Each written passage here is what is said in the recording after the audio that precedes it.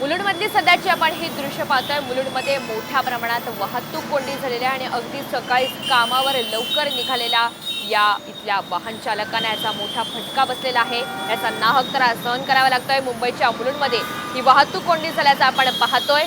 मुंबईच्या मुलुंडमध्ये वाहतूक कोंडी झालेली आहे आणि सकाळीच कामावर निघालेल्या चाकरमान्यांना याचा मोठा फटका बसलेला असून नाहक त्रास सहन करावा लागतोय।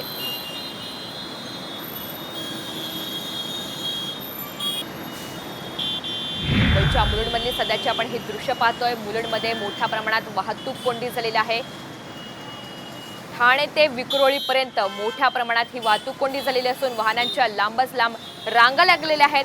खड्डे, सिग्नल यंत्रणा याचा फटका कुठेतरी या वाहनधारकांना सहन करावा लागतोय।